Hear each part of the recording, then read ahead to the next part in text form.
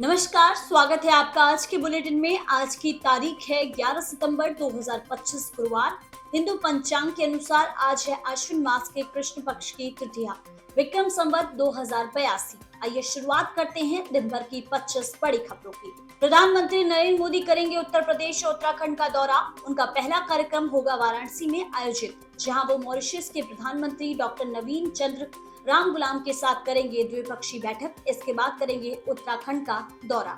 गृह मंत्री अमित शाह ने गुजरात में किया परियोजनाओं का उद्घाटन। गुजरात के सानंद विधानसभा क्षेत्र में वीडियो कॉन्फ्रेंसिंग के जरिए किया 66 करोड़ की विभिन्न विकास परियोजनाओं का उद्घाटन और शिलान्यास। मंत्रिमंडलीय समिति से रेल लाइन दोहरीकरण को मिली मंजूरी। 3169 करोड़ की इस परियोजना के तहत बिहार, झारखंड और पश्चिम बंगाल को जोड़ने वाली भागलपुर, दुमका, रामपुर हाट सिंगल रेलवे लाइन का किया जाएगा दोहरीकरण। चुनाव आयोग मतदाता संशोधन की तैयारी। भारत के ईसीआई ने मतदाता सूचियों के एसआईआर की तैयारी के लिए मुख्य निर्वाचन अधिकारियों के साथ आयोजित किया सम्मेलन। कांग्रेस ने उपराष्ट्रपति को भेजा रिमाइंडर। कांग्रेस पार्टी ने 1992 के एस राधाकृष्णन के शब्दों का दिया हवाला।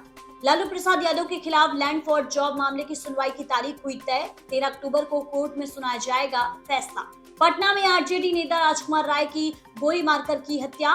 बिहार की राजधानी पटना में चित्रगुप्त नगर थाना क्षेत्र के मुन्नाचक इलाके में बुधवार देर रात अपराधियों ने राजद नेता राजकुमार राय उर्फ अल्लाह राय की गोली मारकर कर दी हत्या। ईडी ने की अनिल अंबानी की जांच शुरू। ईडी ने लगाया अनिल अंबानी पर लगभग 2,929 करोड़ के बैंक धोखाधड़ी का आरोप। अनिल अंबानी के खिलाफ शुरू हुई जांच। ईडी की 5 राज्यों में एक साथ छापेमारी। 650 करोड़ का था पूरा घोटाला। ईडी की टीमों ने अरुणाचल प्रदेश, हरियाणा, दिल्ली, तमिलनाडु और तेलंगाना में कई ठिकानों पर की छापेमारी। दिल्ली में आईएसआईएस के 5 आतंकी गिरफ्तार। आईईडी बरामद। दिल्ली स्पेशल सेल की तरफ से देश के कई इलाकों में छापेमारी प्रक्रिया जारी। इसी के तहत अब तक 5 आईएसआईएस के आतंकियों को किया गया गिरफ्तार। आईईडी हुआ बरामद। भारत में पकड़े गए नेपाल से भागे 35 कैदी। सशस्त्र सीमा बल ने अब तक नेपाल की जेलों से भागे 35 कैदियों को पकड़ा। इनमें से 22 कैदी उत्तर प्रदेश में भारत नेपाल सीमा पर और 10 बिहार में और 3 बंगाल में पकड़े गए।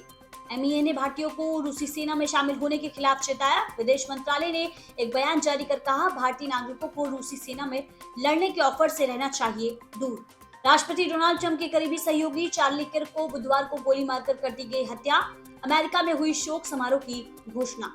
अमेरिका मना रहा है 9/11 हमलों की 24वीं वर्षगांठ। संयुक्त राज्य अमेरिका वर्ल्ड ट्रेड सेंटर और पेंटागन पर हुए 11 सितंबर 2001 के आतंकवादी हमलों की 24वीं वर्षगांठ पर कर रहा है समारोह और स्मारक आयोजित।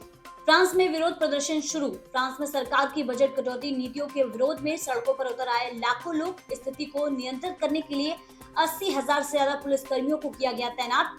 300 विरोधी हुए गिरफ्तार। पाकिस्तान में इमरान खान के समर्थकों पर बड़ी कार्यवाही। 9 मई के दंगों के मामले में पाकिस्तान की अदालत ने पूर्व प्रधानमंत्री इमरान खान के 17 समर्थकों को 10-10 साल की जेल की सजा सुनाई। मैक्सिको में हुआ भीषण गैस टैंकर विस्फोट। विस्फोट में गई 3 जानें, 17 अन्य लोग हुए गंभीर रूप से घायल। नेपाल यात्रा के लिए भारतीय सरकार ने जारी किया नोटिस। सरकार ने भारतीय नागरिकों को स्थिति सामान्य होने तक नेपाल की यात्रा स्थगित करने की दी है सलाह।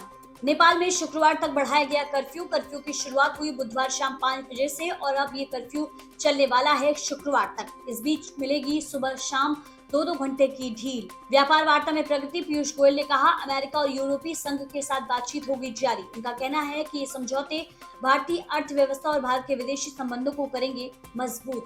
फ्रांसीसी सैफरन और डीआरडीओ का सहयोग। फ्रांसीसी सैफरन और डीआरडीओ देने जा रहे हैं भारत को अपना पहला स्वदेशी जेट इंजन। इसरो की एसएसएलवी तकनीक हुई कॉमर्शियलाइज्ड। एसएसएलवी के कॉमर्शियलाइजेशन के लिए इसरो, एनएसआईएल, आईएन स्पेस, एचएएल के बीच हुआ टेक्नोलॉजी समझौता। भारतीय शेयर बाजार की बड़ी अपडेट। मिश्रित वैश्विक संकेतों के बीच भारतीय शेयर बाजार में मामूली उतार चढ़ाव के साथ खुला शेयर बाजार।